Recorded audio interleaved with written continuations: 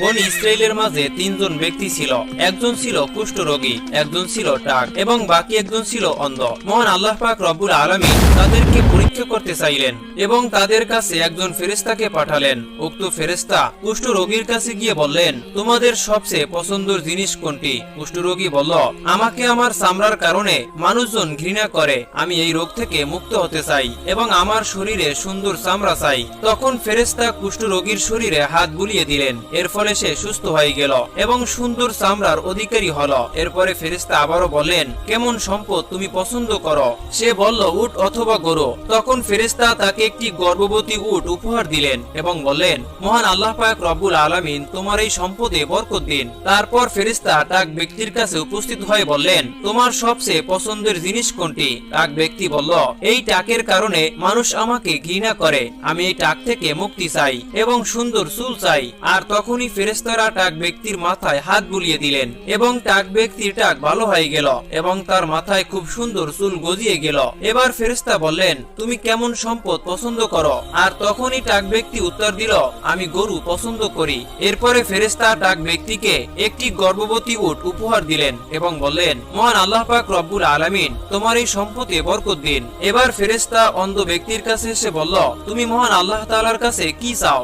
আর তখনই সে বলল, আমি চাই মহান আল্লাহ পাক রব্বুল আলামিন যেন আমার দৃষ্টিশক্তি ফিরিয়ে দেন, আমি যেন এই দুনিয়ার সৌন্দর্য উপভোগ করতে পারি। ফেরেশতা তখন অন্ধ ব্যক্তির চোখে হাত বুলিয়ে দিলেন, অন্ধ ব্যক্তি দৃষ্টিশক্তি ফিরে পেল। এবার ফেরেশতা বলল, তুমি কেমন সম্পদ পছন্দ করো এবং কেমন সম্পদ চাও? অন্ধ ব্যক্তি বলল, আমি ছাগল চাই। ফেরেশতা তখন অন্ধ ব্যক্তিকে একটি ছাগি উপহার দিলেন, যে ছাগি অধিক পরিমাণে বাচ্চা প্রসব করে। এরপরে উট, গাভী এবং ছাগলের বাচ্চা হলো এবং উক্ত তিন ব্যক্তি প্রচুর পরিমাণে উট, গরু এবং ছাগলের মালিক হলো। এরপরে একদিন সেই ফেরেশতা মানুষের বেশে কুষ্ঠ রোগীর কাছে উপস্থিত হয়ে বলল, আমি খুবই দরিদ্র একজন মানুষ, আমি আমার সম্পদ হারিয়েছি। আজ মহান আল্লাহ তাআলা ব্যতীত এমন কেউ নেই যার সাহায্যে আমি গন্তব্যে পৌঁছতে পারি। মহান আল্লাহ পাক রব্বুল আলামিন তোমাকে সুন্দর রং, সুন্দর ত্বক এবং সম্পদ দান করেছেন। মহান আল্লাহ তাআলার সেই দান থেকে আমাকে একটি উট দাও, যাতে আমি আমার গন্তব্যে পৌঁছতে পারি। এরপরে ফেরেশতা আরো বললেন, আমি তোমাকে চিনতে পেরেছি, তুমি একজন কুষ্ঠরোগী ছিলে, মানুষেরা তোমাকে ঘৃণা করত, তুমি নিঃস্ব ছিলে, মহান আল্লাহ তাআলা তোমাকে এই সমস্ত সম্পদ দান করেছেন। তখন কুষ্ঠরোগী অহংকারী কণ্ঠে বলল, আমার এই সমস্ত সম্পদ আমি আমার পূর্বপুরুষদের নিকট থেকে পেয়েছি। তখনই ফেরেশতা বললেন, তুমি যদি মিথ্যাবাদী হও তবে মহান আল্লাহ পাক রব্বুল আলামিন যেন তোমাকে আবারও আগের মতো করে দেন। এরপরে ফেরেশতা টাক ব্যক্তির কাছে মানুষের রূপে উপস্থিত হয়ে কুষ্ঠরোগীকে যা বলেছিলেন সেটাই বললেন। টাক ব্যক্তি অহংকারী কণ্ঠে বলল, এই সম্পদ আমি আমার পূর্বপুরুষদের দ্বারা প্রাপ্ত হয়েছি। ফেরেশতা তখন টাক ব্যক্তিকে বললেন, তুমি যদি মিথ্যাবাদী হয়ে থাকো তবে মহান আল্লাহ তাআলা যেন তোমাকে আবারও আগের মতো করে দেন। এরপরে ফেরেশতা অন্ধ ব্যক্তির কাছে মানুষের রূপে উপস্থিত হয়ে বললেন, আমি একজন দরিদ্র ব্যক্তি, একটি সফরে আমার সমস্ত সম্পদ শেষ হয়ে গেছে, আমি যাতে আমার গন্তব্যে পৌঁছতে পারি সেই জন্য মহান আল্লাহ তাআলার নামে আমাকে একটি ছাগল দাও। মহান আল্লাহ তাআলা তোমাকে দৃষ্টি ফিরিয়ে দিয়েছেন। তখন অন্ধ লোকটি বলল, আমি সত্যি অন্ধ ছিলাম, মহান আল্লাহ পাক রব্বুল আলামিন তার অসীম করুণার মাধ্যমে আমাকে দৃষ্টিশক্তি দিয়ে দিয়েছেন, তুমি তোমার ইচ্ছামতো ছাগল নিয়ে যাও। এই সমস্ত ছাগল মহান আল্লাহ তাআলার অসীম নিয়ামত, মহান আল্লাহ তাআলার কসম, তুমি আমার সমস্ত ছাগল নিয়ে গেলেও আমি মন খারাপ করব না। তখন ফেরেশতা বললেন, তোমার এই সম্পদে মহান আল্লাহ পাক রব্বুল আলামিন বরকত দিন। মহান আল্লাহ পাক রব্বুল আলামিন তোমাদের পরীক্ষা করেছেন, মহান আল্লাহ পাক রব্বুল আলামিন তোমার উপরে সন্তুষ্ট হয়েছেন এবং তোমার অপর দুই সঙ্গীর উপরে অসন্তুষ্ট হয়েছেন। বনি ইসরাইলে জুরাইস নামক একজন আবেদ বান্দা। জুরাইস অত্যন্ত ধার্মিক একজন ব্যক্তি ছিলেন। তিনি নিজের জন্য একটি ইবাদতখানা তৈরি করেছিলেন এবং সেখানে তিনি ইবাদতে মগ্ন থাকতেন। একদিন জুরাইসের মা উক্ত ইবাদতখানা এসে বললেন, হে জুরাইস। জুরাইস তখন সালাত আদায়ে মগ্ন ছিলেন। তিনি মনে মনে বললেন, হে আমার আল্লাহ তাআলা, আমার মা নাকি আমার সালাত? জুরাইস নামাজে মগ্ন ছিলেন এবং তার মা চলে গেলেন। পরের দিন জুরাইসের মা আবার এসে ডাকলেন, আবার বললেন, হে জুরাইস। কিন্তু জুরাইস সেদিন নামাজে মগ্ন ছিলেন। তিনি আবারও মনে মনে বললেন, হে আল্লাহ পাক রব্বুল আলামিন, আমার মা নাকি আমার সালাত? তিনি সালাতেই মগ্ন ছিলেন। এবার জুরাইসের মা রাগান্বিত হয়ে বললেন, হে আমার আল্লাহ, তুমি জুরাইসকে মৃত্যু দিও না, যতক্ষণ না পর্যন্ত সে একজন ব্যভিচারী মহিলার চেহারা দেখে। বনি ইসরাইলের কিছু খারাপ মানুষ ছিল যারা জুরাইসকে হিংসা করত। উক্ত এলাকায় একজন সুন্দরী কিন্তু পাপিষ্ঠ মহিলা ছিলেন। সে জুরাইসের পবিত্রতা নষ্ট করার পরিকল্পনা করেছিল।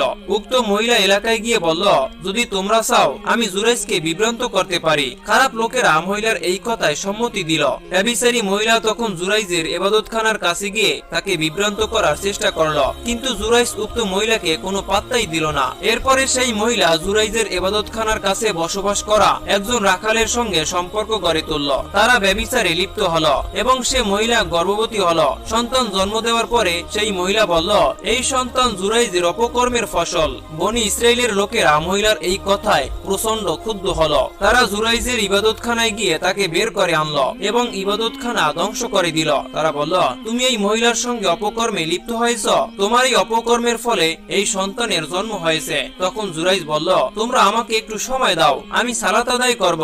এরপরে জুরাইজ সালাত আদায় করে সেই শিশুটির কাছে গিয়ে তার পেটে হালকা খোঁচা দিয়ে বলল, হে শিশু, তোমার পিতা কে?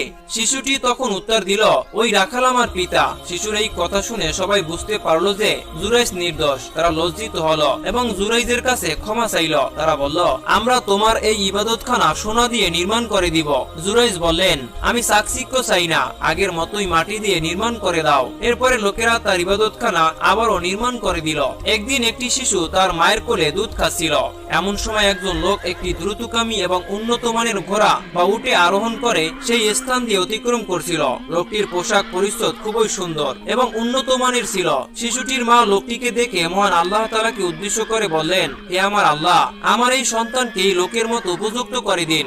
শিশুটি দুধ পান করা বন্ধ করে এই লোকটিকে দেখে বলল, হে আমার আল্লাহ পাক রব্বুল আলামিন, আমাকে এই লোকের মতো করবেন না। কিছুক্ষণ পরে লোকেরা একজন দাসীকে মারধর করতে করতে বলছিল, তুমি একজন ব্যভিচারী এবং চোর। শিশুটির মা এই দৃশ্য দেখে আবারও দোয়া করে বললেন, আমার আল্লাহ তাআলা আমার এই সন্তানকে ওই মহিলার মতো করবেন না। এবার দুধ পান বন্ধ করে ওই মহিলাটিকে দেখে বলল, হে আমার আল্লাহ তাআলা, আমাকে ওই মহিলার মতো হওয়ার তৌফিক দান করো। এইবার শিশুটির মা অবাক হয়ে বললেন, যখন সেই সুন্দর পোশাক পরা মানুষটির ব্যাপারে আমি বললাম যে আমার আল্লাহ তাআলা আমার সন্তানকে এই লোকের মতো উপযুক্ত করুন, তখন তুমি বললে আমার আল্লাহ তাআলা আমাকে ওই লোকের মতো করবেন না। কিন্তু আবার যখন ওই মহিলাকে মারধর করা হচ্ছিল তখন আমি বললাম যে আল্লাহ তাআলা আমার সন্তানকে মহিলার মতো করবেন না, কিন্তু তুমি বললে আমার আল্লাহ তাআলা আমাকে ওই মহিলার মতো হওয়ার তৌফিক দান করো। এটা কেন? আর তখনই শিশুটি উত্তর দিল, প্রথম লোকটি ছিল একজন অত্যাচারী ও ব্যভিচারী, এমনকি স্বৈরাচারী। সে মানুষের উপর জুলুম করত।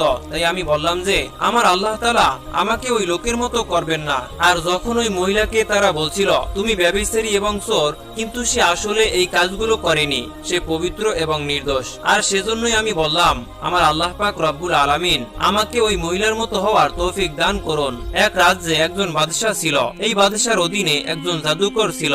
যখন জাদুকর বৃদ্ধ হয়ে গেল তখন তিনি বাদশাকে বললেন, আমি এখন বার্ধক্যে উপনীত হয়েছি, আমার কাছে একজন যুবককে পাঠান যাকে আমি জাদুবিদ্যা শেখাতে পারি। বাদশা তার কথা মতো একজন যুবককে ওই জাদুকরের কাছে পাঠিয়ে দিলেন।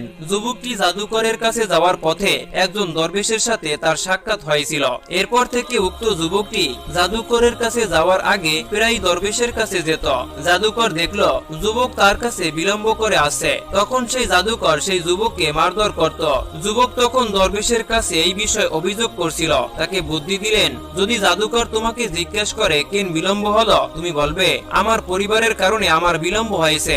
আর যদি তোমার পরিবার জিজ্ঞাসা করে তখন তুমি বলবে জাদু করার কারণে আমার বিলম্ব হয়েছে। একদিন এই যুবক রাস্তায় একটি ভয়ানক হিংস্র পশু দেখতে পেল। তখন যুবক চিন্তা করলো, আজ আমি পরীক্ষা করব জাদুকর ভালো নাকি দরবেশ ভালো। তখন সে একটি পাথর হাতে নিয়ে বলল, হে আমার আল্লাহ তাআলা, যদি দরবেশ আপনার কাছে বেশি পছন্দনীয় হয়ে থাকে তবে এই পাথরের আঘাতে পশুটিকে মেরে ফেলুন, যেন মানুষ নিরাপদে চলাচল করতে পারে। এটা বলে যুবকটি পাথর ছুঁড়ে মারল এবং হিংস্র পশু মারা গেল।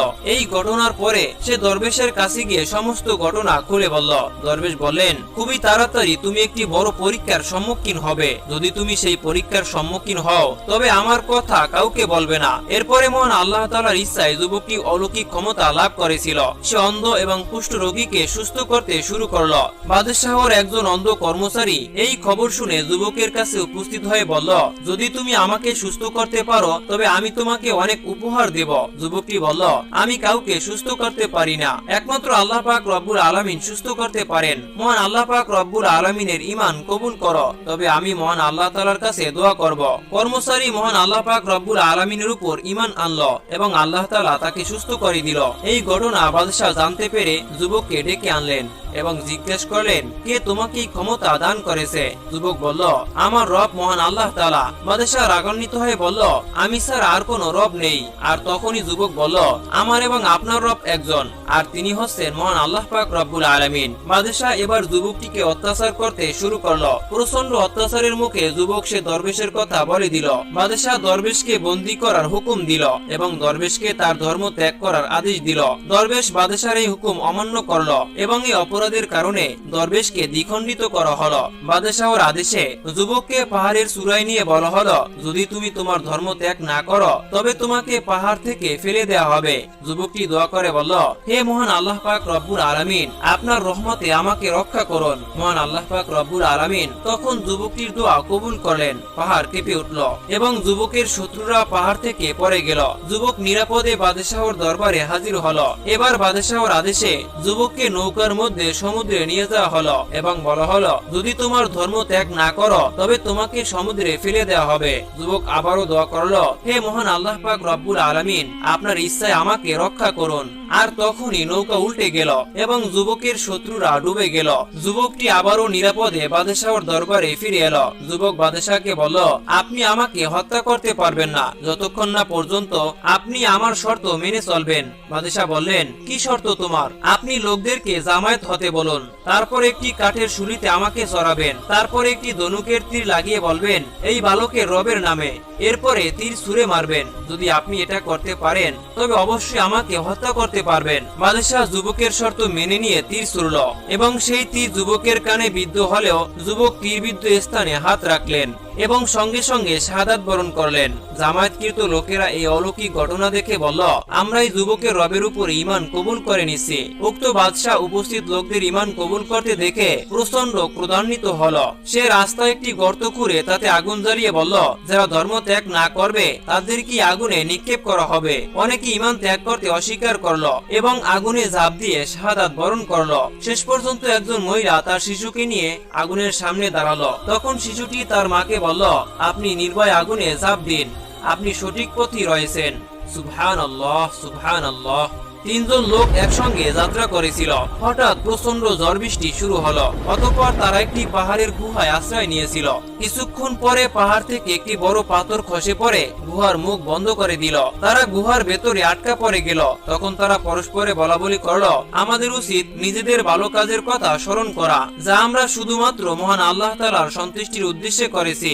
সেই সৎকর্মের উসিলায় মহান আল্লাহ পাক রব্বুল আলামিনের কাছে আমরা দোয়া করব। হয়তোবা মহান আল্লাহ পাক রব্বুল আলামিন আমাদেরকে এই বিপদ থেকে উদ্ধার করবেন। আর তখনই প্রথম ব্যক্তি বলল, হে আমার আল্লাহ পাক রব্বুল আলামিন, আমার পিতামাতা খুবই বৃদ্ধ ছিল এবং আমার সন্তানও ছোট ছিল।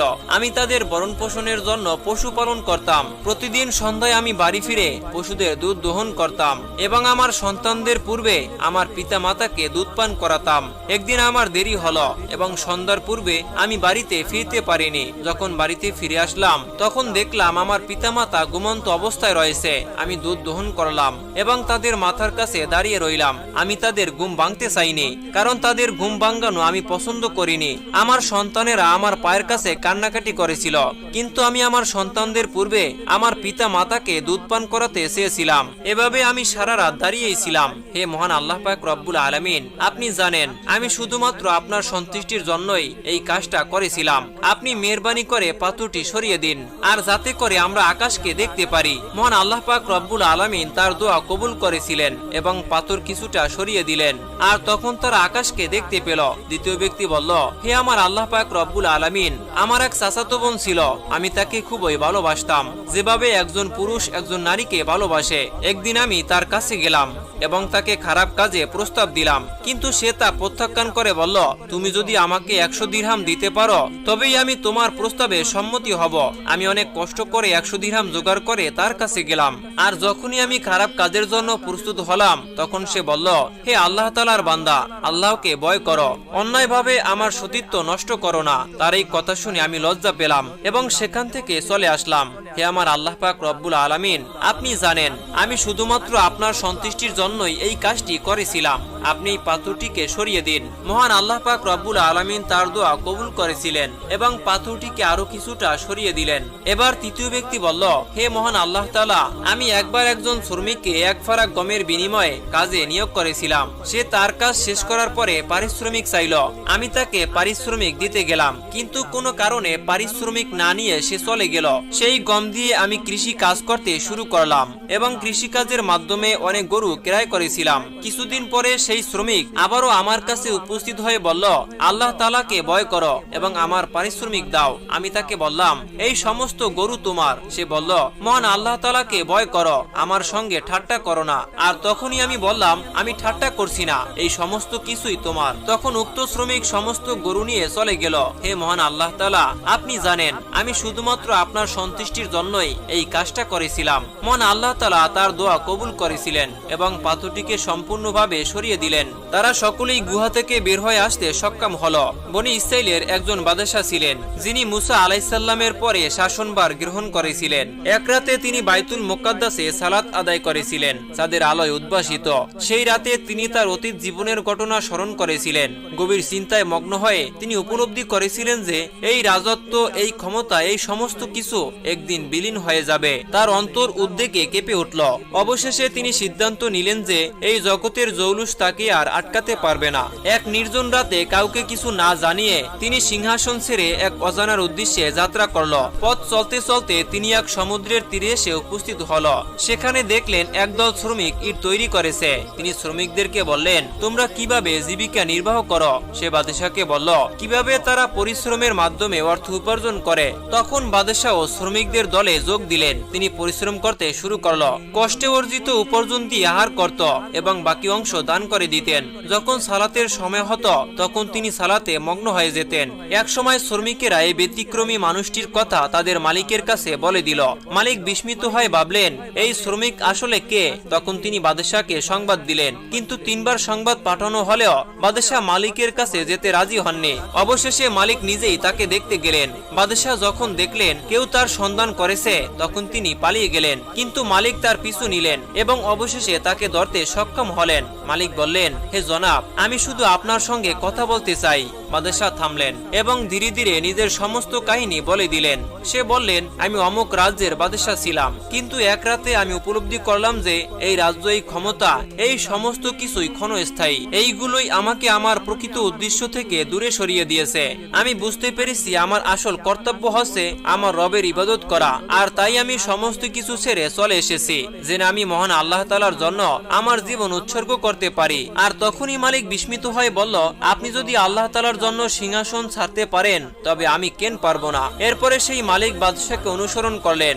এরপরে তারা দুজন একসঙ্গে আল্লাহ তাআলার ইবাদতে মগ্ন হয়ে গেলেন। তারা মহান আল্লাহ পাক রব্বুল আলামিনের কাছেই প্রার্থনা করলেন, হে আমাদের রব, আমাদের মৃত্যু যেন একসঙ্গে হয়। অবশেষে তাদের দোয়া কবুল হলো। তারা একসঙ্গে এই দুনিয়া থেকে বিদায় নিলেন। একদিন নবী করিম সাল্লাল্লাহু আলাইহি ওয়াসাল্লাম এক বেদুইনের ঘরে মেহমান হলেন। বেদুইন তাকে সম্মান জানালেন এবং নবী করিম সাল্লাল্লাহু আলাইহি ওয়াসাল্লামের প্রতি তার শ্রদ্ধা প্রকাশ করলেন। তখন নবী করিম সাল্লাল্লাহু আলাইহি ওয়াসাল্লাম বেদুইনকে বললেন, হে বেদুইন, তোমার ইচ্ছা প্রকাশ করো, আমি তোমার উপকার করব, আমি তোমাকে উপহার দেব। বেদুইন বললেন, হে আল্লাহর রাসূল সাল্লাল্লাহু আলাইহি ওয়াসাল্লাম, যাতায়াতের জন্য আমাকে একটি উট এবং আমার পরিবারের জন্য একটি দুগ্ধ ছাগল চাই। বেদুইন পরপর 2 বার এই উপহার চাইলেন। তখন নবী করিম সাল্লাল্লাহু আলাইহি ওয়াসাল্লাম বললেন, তুমি চাইলে বনি ইসরাইলের ওই বিদ্যার মতোই হতে পারতে। আর তখনই সাহাবীরা কৌতূহলী হয়ে উঠলেন। তারা বললেন, হে আল্লাহর রাসূল সাল্লাল্লাহু আলাইহি ওয়াসাল্লাম, বনি ইসরাইলের ওই বিদ্যার ব্যাপারে আমরা জানতে চাই। তখন নবী করিম সাল্লাল্লাহু আলাইহি ওয়াসাল্লাম সাহাবীদেরকে বললেন,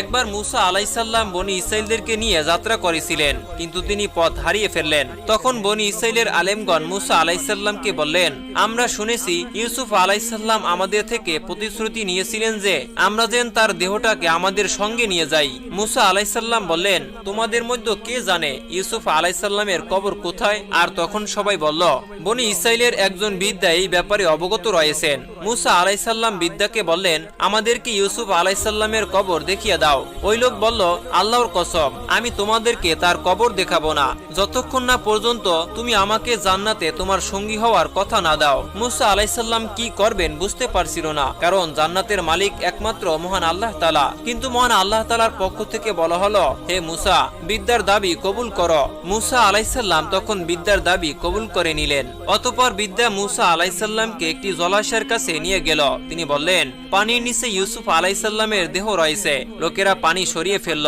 এরপর বিদ্যা বললেন, এখন মাটি খনন করতে হবে। মাটি খনন করার পরে ইউসুফ আলাইসাল্লামের দেহ পাওয়া গেল। যখন ইউসুফ আলাইসাল্লামের দেহ তুলে নেওয়া হলো, তখন মহান আল্লাহ তাআলার অসীম কুদরতে পথ এতটাই আলোকিত হয়ে গিয়েছিল যে তারা দিনের বেলায় যাত্রা করেছিল। বনি ইসরাইলে খুব বড় একজন আলেম ছিলেন। তিনি খুব জ্ঞানী, ধার্মিক এবং নিষ্ঠাবান ছিলেন। তিনি তার স্ত্রীকে অত্যন্ত ভালোবাসতেন। দুর্ভাগ্যবশত একদিন তার স্ত্রী ইন্তেকাল করলেন। এই ঘটনায় বনি ইসরাইলের আলেম এতটাই মর্মাহত হয়েছিলেন যে তিনি শোকে সম্পূর্ণরূপে ভেঙে পড়েছিলেন। এক নারী আলেমের এই অবস্থা সম্পর্কে জানতে পারেন। তিনি বললেন, আমি যে কোনো ভাবেই হোক আলেমকে এই অবস্থা থেকে মুক্ত করেই আনব। তিনি আলেমের বাড়িতে গিয়ে বললেন, আমার খুব একটি জরুরি মাসালা জানার আছে, যার সমাধান কেবলমাত্র এই আলেমই দিতে পারবে। আমি এই মাসালার ব্যাপারে তার মুখ থেকে সরাসরি জানতে চাই। যখন লোকেরা চলে গেল, তখন সেই মহিলা দরজার সামনে দাঁড়িয়েছিল এবং বলল, আমি এখান থেকে যাব না, আমাকে উক্ত আলেমের সঙ্গে দেখা করতেই হবে। অবশেষে উক্ত আলেমকে একজন সংবাদ দিলেন, দরজার বাইরে একজন মহিলা এসেছেন, যিনি আপনার কাছে এক গুরুত্বপূর্ণ মাসালার সমাধান জানতে চান। তিনি বলেছেন, কেবলমাত্র আপনার মুখ থেকেই তিনি উত্তর শুনতে চান এবং কোনোভাবেই ফিরে যাবেন না। আলেম বললেন, তাকে ভেতরে আসতে দাও। আর তখনই নারী ভেতরে প্রবেশ করে বললেন, আপনার কাছে একটি ফতোয়া জানতে এসেছি। আলেম বললেন, বলুন, কি জানতে চান? মহিলা বললেন, আমি আমার এক প্রতিবেশীর নিকট থেকে কিছু গহনা ধার নিয়েছিলাম। আমি অনেকদিন তা ব্যবহার করেছি। এখন আমার প্রতিবেশী তার গহনা ফেরত চায়। এখন আপনি বলুন, আমার কি এই গহনা ফেরত দেওয়া উচিত? আলেম বললেন, অবশ্যই, মহান আল্লাহ তাআলার কসম, আপনাকে অবশ্যই তার গহনা ফিরিয়ে দিতে হবে। নারী বললেন, কিন্তু এটা তো আমি অনেক দিন যাবৎ ব্যবহার করেছি।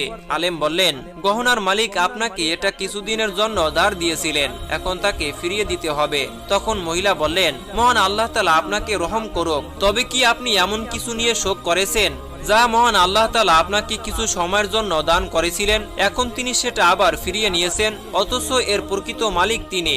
এই কথাগুলো শুনে আলেম হঠাৎ করেই নিজের অবস্থার গভীরতা বুঝতে পারলেন।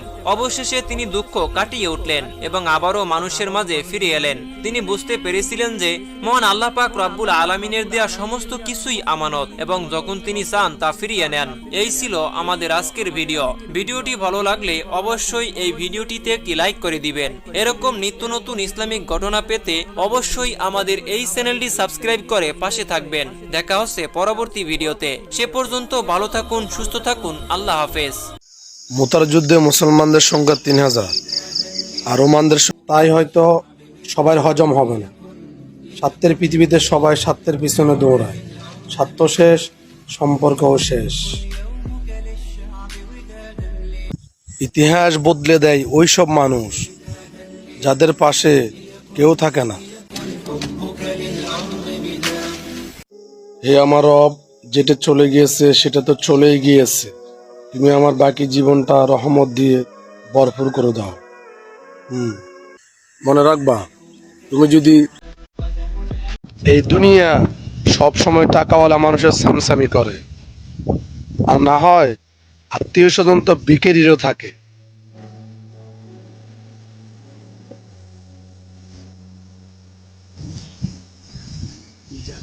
সন্দীপ রহমতপুর দলিপাড়ার বর্তমান অবস্থা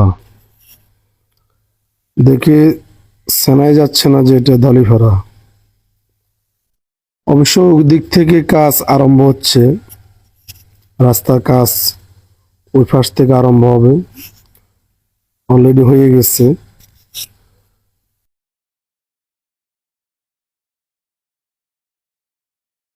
সব জুতে পারেন পুরুষে মানসিক শান্তি কিসে? আমি বলবো এক কথায়, টাকাতে।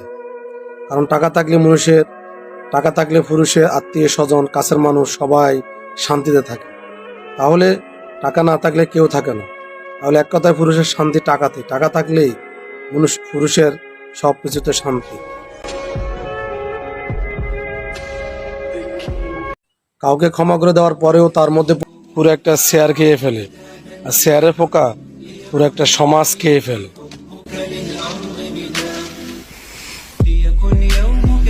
হে মানুষ, তুমি তোমার অহংকার, ইগো, তোমার যোগ্যতা তখনই বুঝবে যেদিন মানুষ তোমার কবরে মাটি দেওয়ার পর